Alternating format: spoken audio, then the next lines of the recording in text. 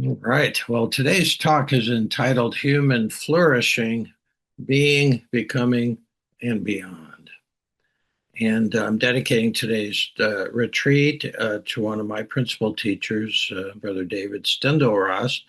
Some of you might know him. He's the gratefulness.org guy. And uh, and he's going to be 100 tomorrow on July 12th. And he's still going strong. David taught me how to begin, eat, and end every single day with gratitude. And it's really with a profound sense of gratitude that I share these reflections on human flourishing with you today. Yeah, I'm always grateful to be here with this group, grateful for this group. I'm interested in a lot of things, but mostly I'm interested in two things: views and practices that lead to human flourishing. Views and practices. And that's what we're going to talk about today. Uh, if your view is too small, you can't flourish. And there's no such thing as having a view too big, as we'll understand. But if you have a kind of view about life that's somehow got cramped, and that happens to a lot of people, many people, then you can't really flourish. It's like putting a plant in a straitjacket. You can't work. And then practices are really important. Once you have a view of life that's suitable for flourishing, then there are practices that help. We're going to talk about both of those today over and over as we explore what it really means to flourish as a human being. And we're going to work just really on three levels: being, becoming, and beyond, what those mean. Uh, now, I'm working on this for a while, and uh, we'll have really four guiding questions for today's talk. And if you're normally on here, you always get the notes for all this following it, as we'd like to send out. And so don't worry about getting all these the four questions down. Just listen to them, and write if you're a quick writer, if you know shorthand. But here are the four guiding questions we're going to use in today's talk. First question, number one, is what is a human being? That's the being part. Really, what is a human being? We're going to get a view of that not everyone shares, but it's a view that I'm working from, and the view I've experienced is the most uh, makes flourishing the most possible. So, what is a human being? Question one. Second question is sort of a two-part question. How can we work towards becoming a mature, authentic person? And we're going to break it into two. And then the second part of the question is, uh, uh, how can we work towards becoming a mature, authentic person while still recognizing that we are something that goes beyond personhood altogether? Recognizing that we are something that goes beyond personhood altogether. There's something beyond whatever we become as a human person. Uh, and then a third question uh, is, what are the three realms of human being? I want you to consider what realms. Realms is a good word. The three realms of a human being. After we've sort of gotten into being and becoming and really beyond, then what are the three realms of a human being? And finally, what does human flourishing look like? Yeah, those are the four main questions. So let's start with what is a human being? And I'm going to use the screensaver to put up a diagram here that'll help us. If I can, I have to, a little tricky here. There it is. Yeah, I'll leave this up for a while as I talk. Did it come up? No. Did it? Yeah, there it is. Okay. All right. Yeah. Okay. Uh, this is the way I view a human being, and I think it's probably the most expansive way I know, and so it's my view, not everybody's view. But and I use a mandala. Anybody a mandala is that a Tibetan thing that shows the 4 points, north, south, east, west, with something there, and then there's a center, of course. And the important thing to see in this view of a human being, that at the very center is a spirit, uh, whatever you want to call that, something non-material that's at play in this universe. And most people who are in one of the perennial philosophies or religions realize that it's actually the thing beyond us that's actually making this all go, the engine. So spirit's at the center in at least my view of what it means to be a human being.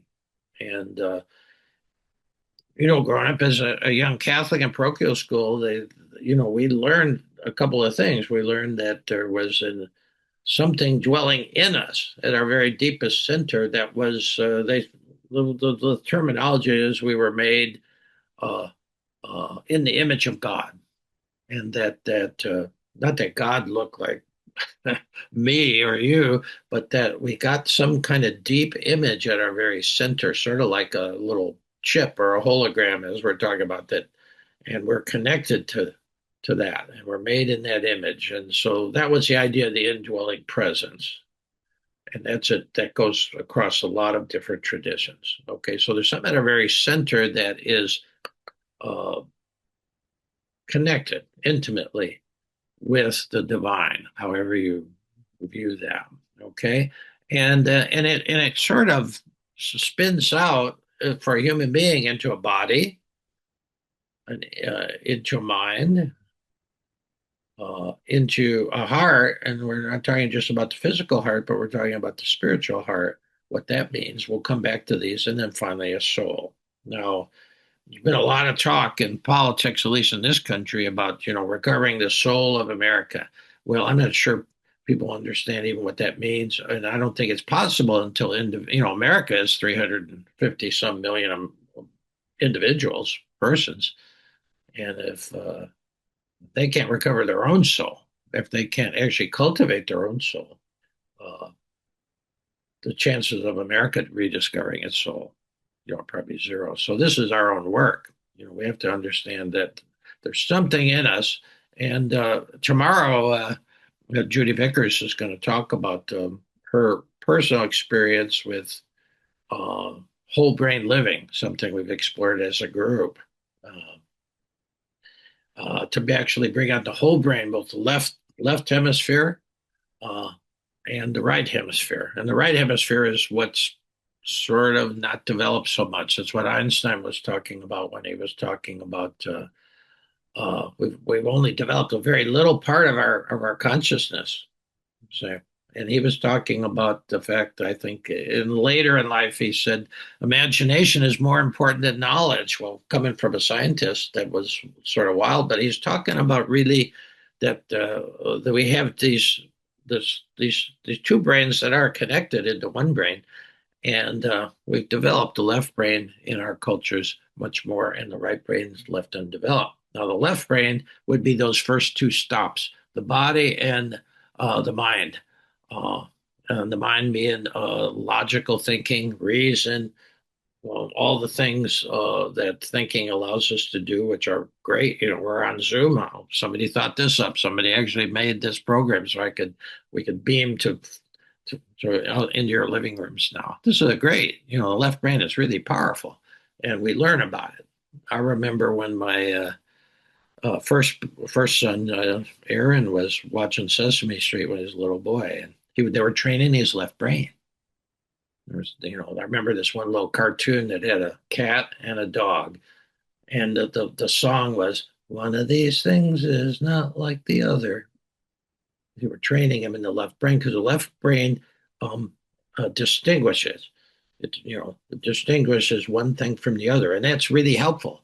I mean, if you want a wrench, you don't want a violin, and so you can say, "Give me a wrench," and then somebody might give you a wrench, or pick me up at 5 o'clock. Time, all these things that are very helpful to live a relative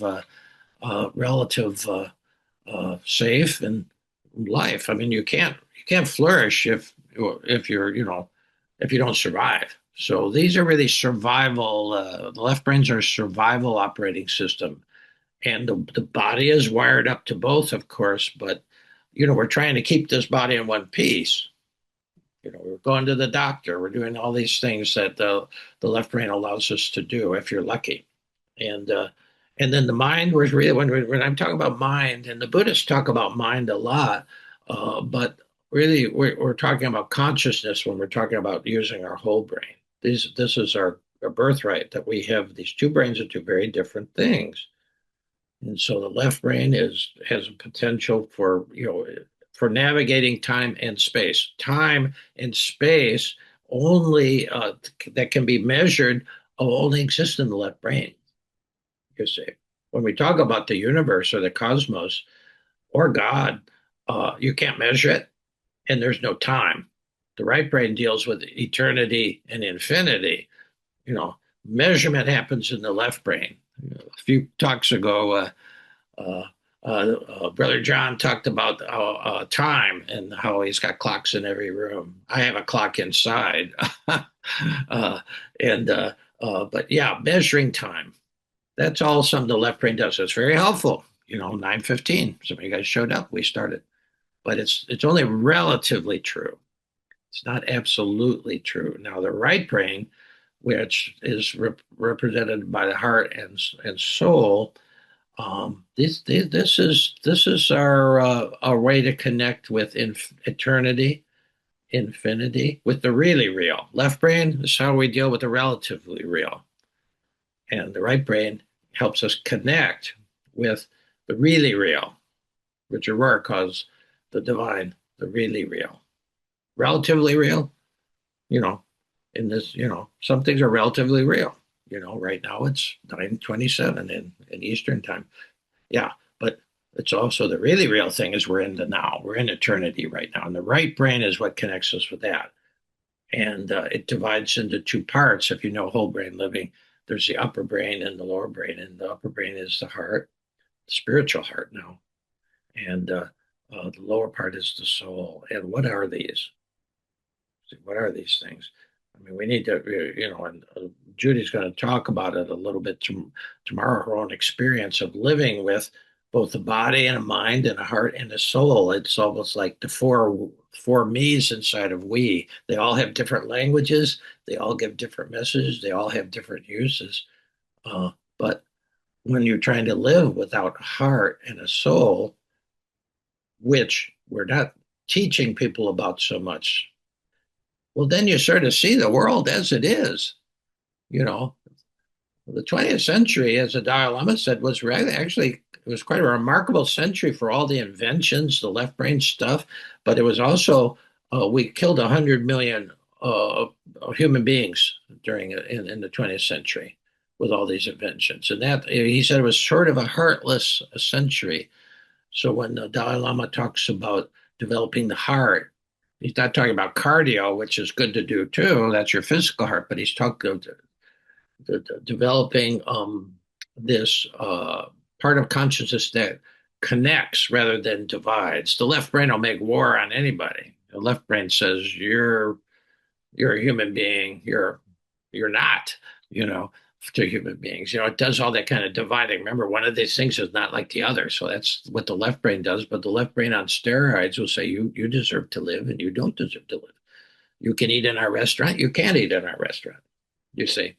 So the left brain by nature divides, and the ultimate division is war. And we're living in an area now that is unfortunately uh, filled with conflict, war, and we're in a war right now. I think there's 60 wars going on. There's a website that monitors all the conflicts. So there's probably 60 wars going on right now, most of which we don't even know about unless you're living in Haiti or something. You realize there's a war going on there, not a big war like what's going on in Iran, but there's conflict. Now, the right brain and the heart and soul is about connecting up everything. It's not about dividing, you see. So we have this capability, and I'm not going to go into it much more, but just to, and most people say, oh well, soul, spiritual heart. I don't believe in that stuff. You can't show it. You can't prove it. No, well, you can't. But you really, there's a whole lot we can't prove. Uh, but without it, we get a heartless world. We get a world that really doesn't have, um, it's not flourishing. The soul is made to flourish. The soul needs to be fed. You got to feed you have to have the right nutrients to flourish any plant, you see, or any human body. If you don't feed this body, it's not going to flourish physically. And so, how do you feed the heart and the soul? Well, these are some of the things we're practicing, and we'll get to that. We'll get to that when we talk about becoming. This is the wisdom side of us, and the fact that we don't have a lot of people in a lot of governments, uh, A, telling us the truth, but B, arranging things so that the people in the governments all flourish. There's a lot of terrific growth happening with a very few people, at least in our economy, but that's sort of worldwide. Yeah, yeah. So anyway, just to have this image will shake you up because if you have a heart, spiritual heart, something that connects you to the sacred and the soul, which is our sacred potential. I mean, when we die, when we cash in our chips here, I remember. So I'm going to talk about Suzuki Roshi in the next part, but when I was reading this Zen Mind Beginner's Mind when I was just trying to deal with becoming a first year teacher down in Houston, and I didn't know what I was doing, and so I was reading it to sort of get some kind of. I was expecting a magic carpet that was going to help me deal with this stress. Well, he confused me more for a while, and he said, "We die and we do not die." Well, which is it? He said all kinds of things like that. I have a whole poem on that, on that that's to come. But he says we die, but we do not die. Well, if you look at this diagram, you can understand where he's coming from. The body's going to die. The left brain computer is going to die. But what's on the right side? The heart and especially the soul is what goes on. That's what he's talking about. He said, we die, but we do not die. Well, if you don't factor in something non material, even though our right brain is matter, what it's connecting to is the non material reality, the spiritual. Uh, and we do have that connector. And the more you develop it, and we're going to talk about that, the more real that becomes. Yeah, but it's not really, we don't teach it to the kids. They get it maybe by luck. And we got to, that's what we're working on as a community. So that's at least an image, at least from my experience. That's what I'm dealing with. When I look out and see you, I don't just see the body, and I don't even just see the mind is about what puts out the words. Okay, that's not you, Justin. You're not who you say, and you're not, I am, I think, therefore I am is the enlightenment version of who we are. So we are our thoughts. I don't believe that. It's part of us. Okay. But yeah.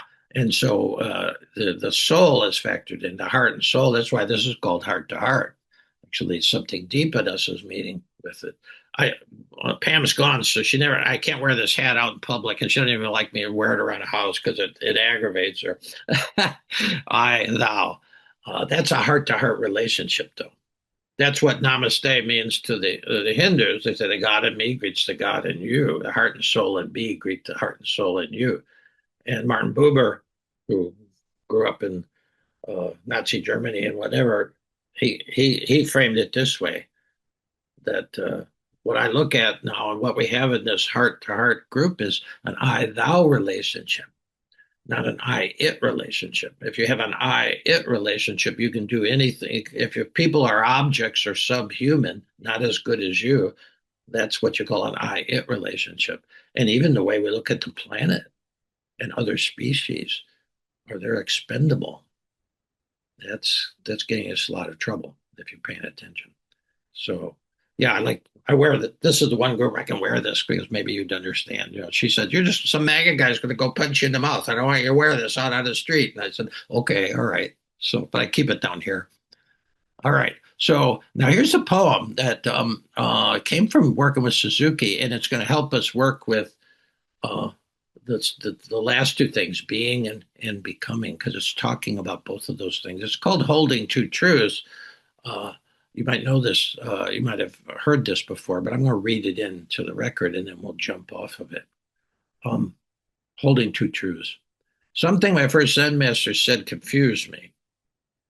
He said this to his sangha, to his group out there in San Francisco in the late 60s. He said, "Every one of you is perfect just the way you are, and you all can use a little work." All right. Again, that's almost like we die and we do not die. Which is it? But he was serious. He was talking on two levels here. Every one of you is perfect just the way you are. I could say that to everybody on the screen here, and I could say it about everybody on the planet. Every one of you is perfect just the way you are, and you all could use a little improvement. He said. Suzuki Roshi said that over 60 years ago, and I'm only now just sort of getting a handle on it. I've been thinking about that for a long time. 30 years ago, I went to 2 days of teaching on the Heart Sutra. The Dalai Lama was teaching on it in Indianapolis about 30 years ago. And the Dalai Lama kept talking about the need to realize the two truths. He was talking about the same thing. That's when I said, oh, yeah. And the Dalai Lama said how we needed to hold both truths together if we ever wanted to truly become all we could be. We have to hold the truth that we're perfect just the way we are, and also that we could all use a little work. So how can you figure that? Well, this is the sense I make out of it. Our true nature is perfect. That's that center. Always was, always is, always will be. That's the first truth. That's what the Tibetans call the view, the biggest view, that we're all perfect just as we are. When a baby was born in old Tibet, they're holding it and they're saying that this is a Buddha to be. He's got the Buddha nature, okay, that perfect nature, and it can be developed or not. And that's the second part. That's what Merton was trying to say that one day, what he saw on the street corner, March 19th, I guess it was 1958. He saw everybody, boom, shining like the sun. Well, he actually had a visual of what they're talking about. Everybody, men, women, black, white, Latino, who knows what he was seeing, but they all were shining like the sun. He also said you can't go up to people and tell them that because they won't believe you. And that's true. Some of you don't believe it now. And even you've been hanging around here for a while. Well, that's okay. It takes a while. Belief isn't the thing, the experience is the thing. So the second truth is our personalities, our thoughts, words, and deeds. They can always use a little improvement. Mine can. And whether we have a tiny flaw or we're addicts or psychopaths, I don't think we have. Well, we have addicts here because when I'm not recovering, I'm a workaholic. But everybody's personality has some flaw. But then you're an addict. If you're a psychopath, you're real dangerous. We all need a little or maybe a lot of work. So those are the two things. We're perfect just as we are, but and that's our absolute nature. Our relative nature, our personality. Well, you meet people who, cheat you or are dangerous or whatever. Uh, they still have that. They're still shining like the sun at their very center, but they don't know it. It's not integrated. So the challenge is to hold both truths together, the spiritual and the psychological. That's what we're talking about. The spiritual truth is an absolute truth. The psychological is a relative one. I mean, people all have different levels of their personality. Uh, our spiritual essence and all our imperfections, cradling both in the arms of loving kindness. You start to cut yourself a little slack too. But you also, the more important thing from the Tibetan or the Buddhist point of view, and even the Christian point of view, when Jesus talked about the kingdom of heaven, it wasn't out there; it was within you. He was talking about that too. Okay, so becoming, you know, how do we become a mature, authentic person? Now we're talking about the relative in the relative world in this lifetime. Psychology focuses on that. And that's why I hope to bring in psychology more and more because it's important. These ancient traditions didn't have modern psychology. Buddhist was the beginning of it, I think, in terms of the ancient world, because Buddhism is by nature very psychological. Okay, it's working with the left brain a lot because to show you why we're suffering. But how do we mature and become an authentic person, real person who we're meant to be? Well, that's psychology can tell you a lot about that. Jung called that individuation. He said you become who you're meant to be, separate from who your family thinks you are, or the culture says you are. Individuation. You become your unique self. Well, that's important. Merton was working on that all along, and that's why he said we make ourselves real by telling the truth. He was talking about we make ourselves a real human being on that individual level. Now, uh, we're working with the left brain there, and primarily psychologists and therapy is working with the left brain. uh, if you don't know this saying from the Sufi tradition, perennial philosophy there, you need to know it because this really shows you what the work is on the relative level. Uh, the Sufis had this little saying that the divine, the absolute reality, showed up and was talking to Muhammad, who was a human being, but a prophet, but he's still a human being. He says, Muhammad, between you and me, there are 70,000 veils, but between me and you, there are none. Now that is an important. If you keep wanting to work on both of these levels, you have to realize that that's what's going on.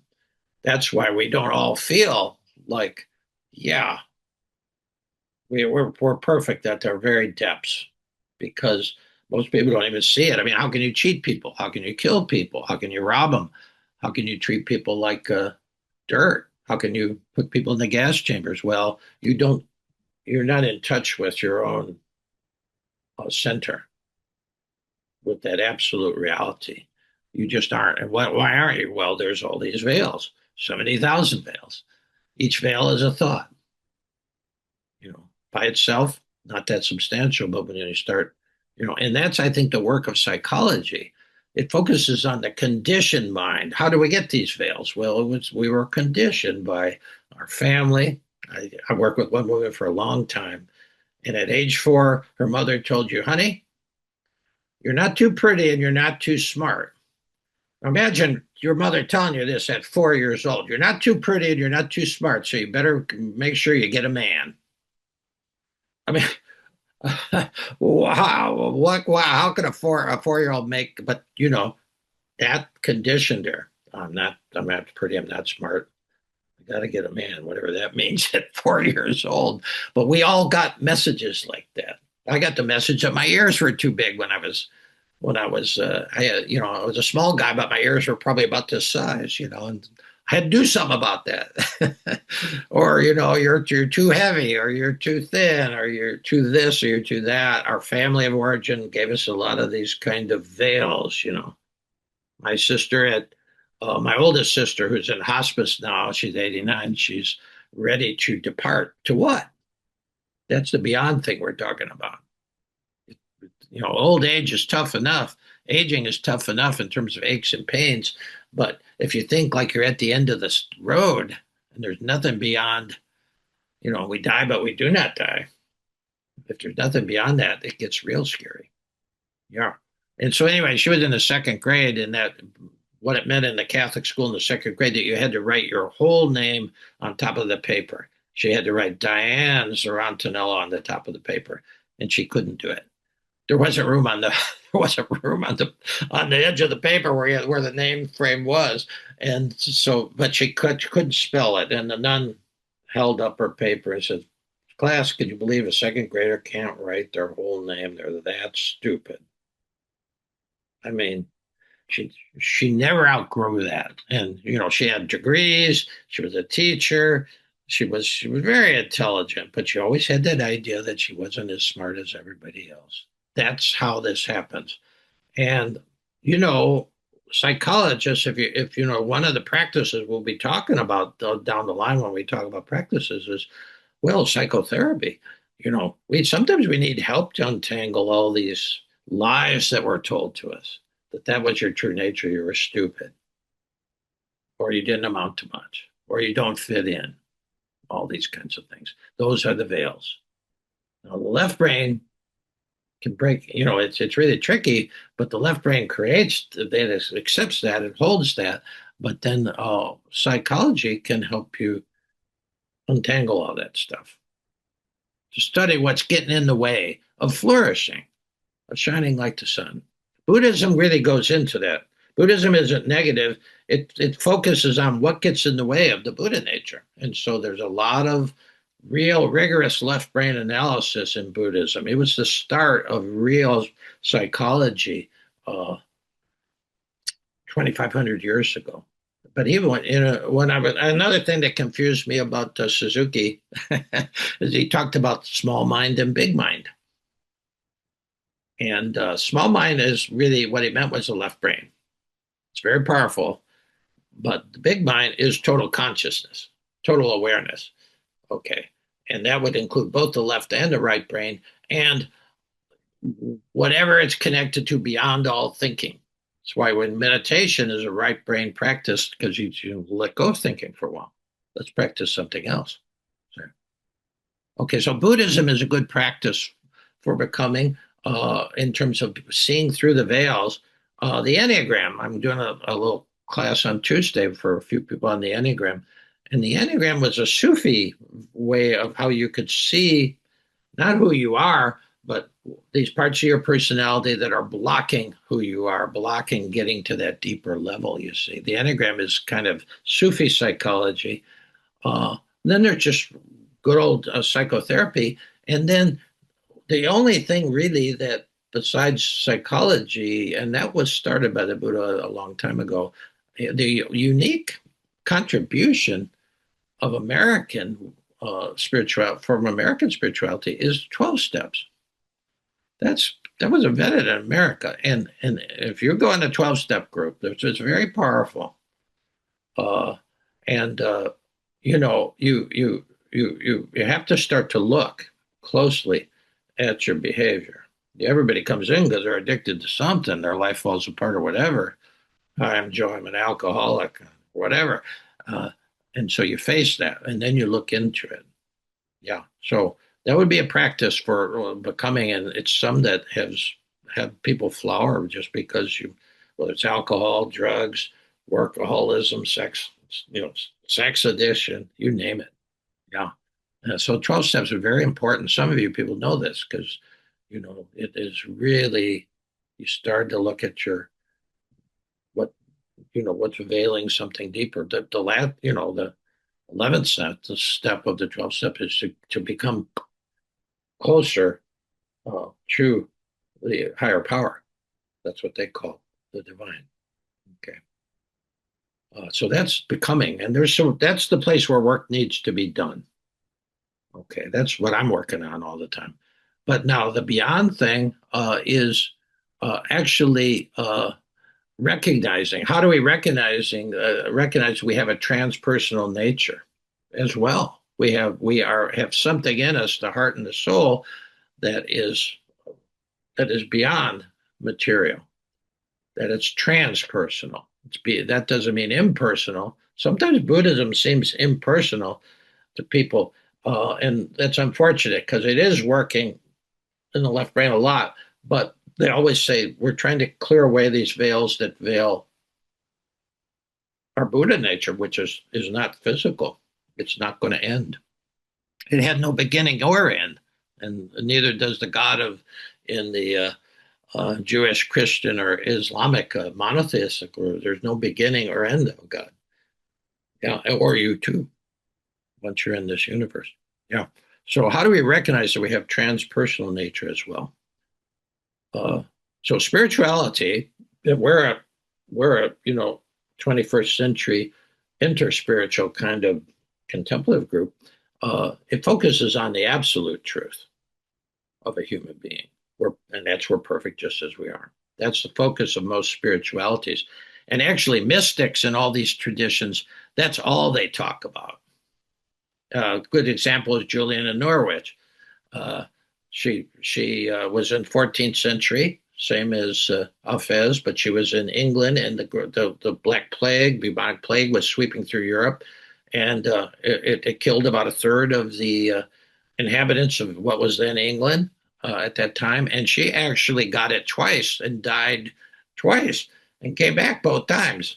And the second time she got this showing that Jesus appeared to her in her. You know, when you die, you're crossing a threshold into something beyond. And she got a vision. She said what they called showings or revelations. They called them showings. And then when she came back the second time, she spent the rest of her life trying to write about it. Okay, to so she could pass it on to people. And you know, she's known for this statement: "All shall be well, and all shall be well, and every manner of things shall be well." Mystics say stuff like that all the time. That doesn't mean the relative reality around us is peachy, but that's an absolute thing because you cannot destroy your spirit. You cannot destroy a soul. A soul is can maybe it's not fully developed, but that however your level of ripeness of your soul when you go on, that's the way to look at a soul. It's like an organic thing too. It's not material, but it ripens as you grow. Uh, I once was walking up to Merton's Hermitage with my spiritual director, Father Gregory, who I worked with for 18 years before he died. And, but, you know, and we were walking up and he had to go up a hill and I was 30 and Gregory was probably twice my age and he was chugging along and I was out of breath and I said, hold up. I said, so he stopped and I said, how old are you anyway? And he said, what do you mean, my body or my soul? And it was a classic moment, you know, like you read about in the books. And I bit on it. I said, your soul can't age. He said, oh yeah. He says, every moment spent in the present, in the now, ages and ripens your soul. And then he walked on. And then we sat on the front porch at Merton's Hermitage and didn't say anything, just listening to the wind in the trees. That's what it was. That was the kind of spiritual director Trappist monk was, and he was a good one. But so it got me thinking, oh, the soul actually ripens. It develops if it's fed. See, even though it's not material like a plant or a human body, it's still, if it's in contact with wisdom, if it's in contact with the right practices, it develops. And that goes on. And however ripe you are, when you die, your soul goes on. And then the Tibetans say, hey, you have a lot of chances, as much as it takes to. That's why the Tibetans are really so kind. The Dalai Lama, he wept when Mao died because he realized he sort of devolved, he de-ripened, and he said, well, but he'll make it eventually. The worst person in the world's going to make it, according to the Tibetans. Very kind view. I like that view. But our essential self that we're talking about, our soul goes beyond personhood. It's connected to the transpersonal realm. That's what's beyond all this.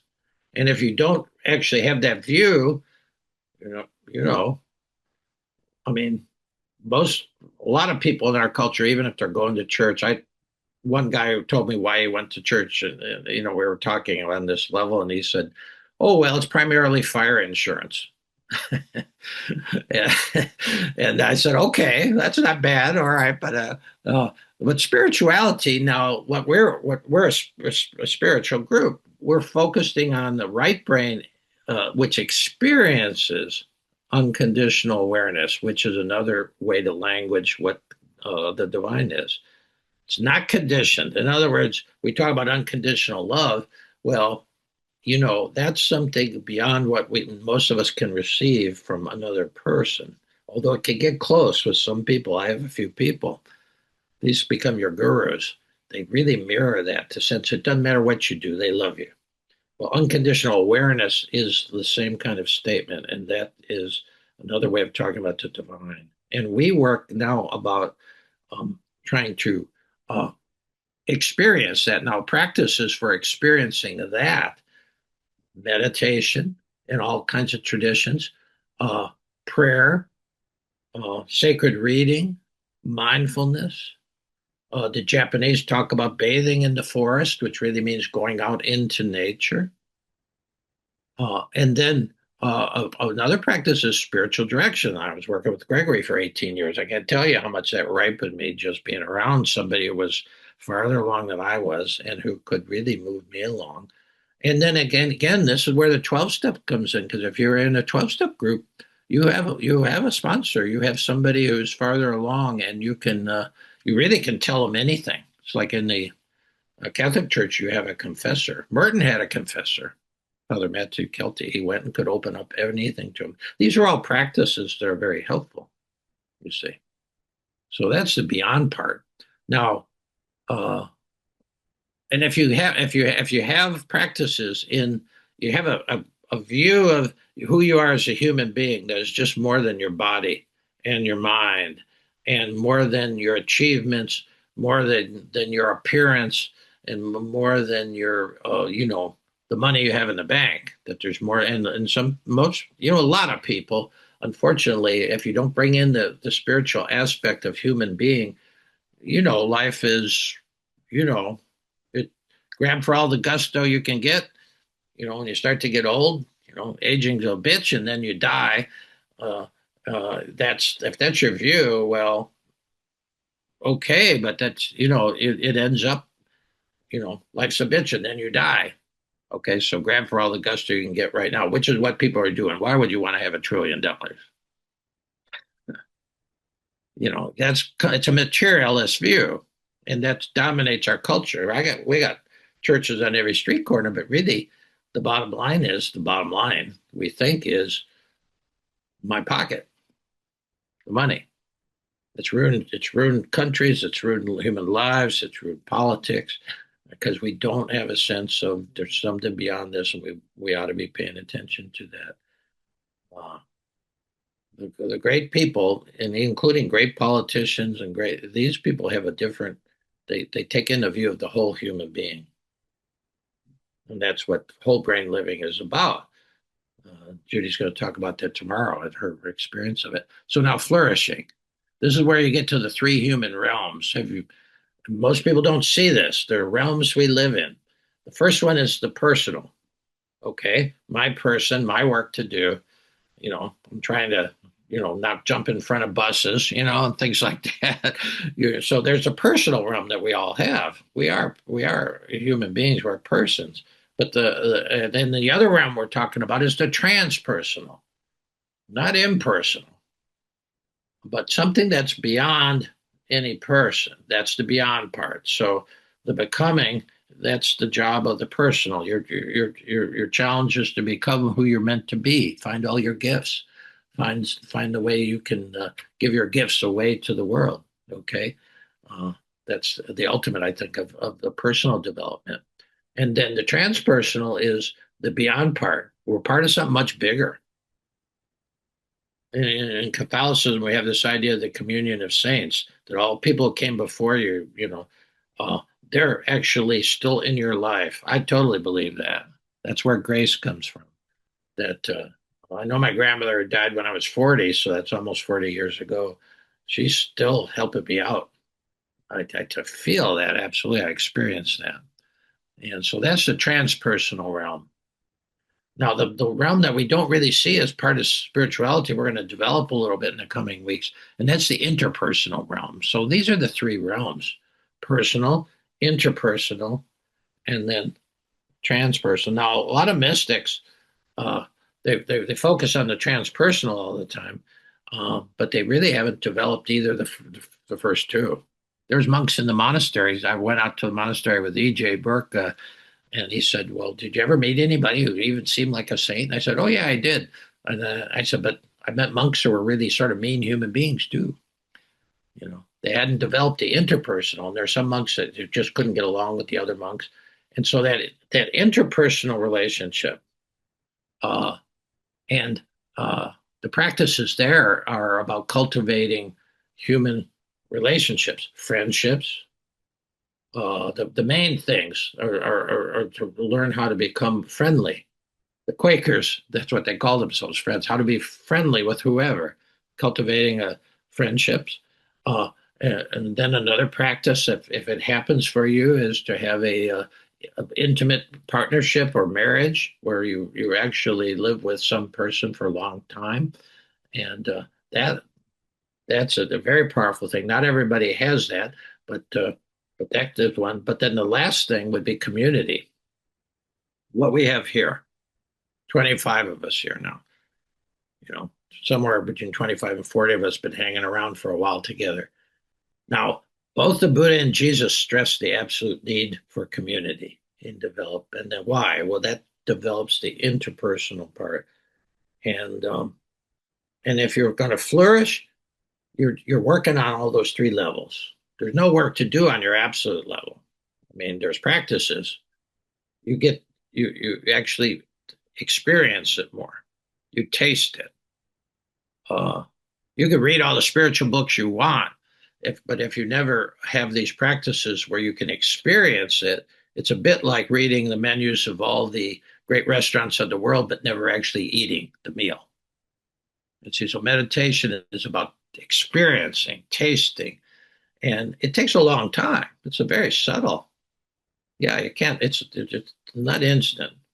It's not instant. Yeah.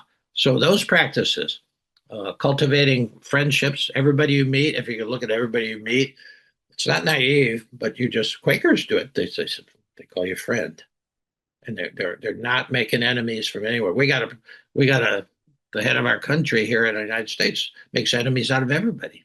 He thinks that's the way to win or something. I don't know, but to cultivate friendships, if you're lucky enough to find somebody, I've been living with Pam for 60 years now, and hadn't been easy. Broke down a couple times. Anybody who goes into a serious relationship, partnership, or marriage realizes, I've learned things about myself I never could have learned on the cushion. So it's a very important, these three realms, to see yourself as these are three fields of play: personal, your own personal work, interpersonal work, and then the transpersonal, getting to actually have experience of the transpersonal. And some of us, need to focus on one part or another more than the other. It's a very interesting thing to be a human being. Yeah, a lot of fun if you take it in the right spirit. You don't want to lose your sense of humor about any of it. All right, well that's good. That's pretty good for today. I think we can end the recording and take a break, and we'll be come back for our next meditation period, and we'll have some great music to bring us back. All right.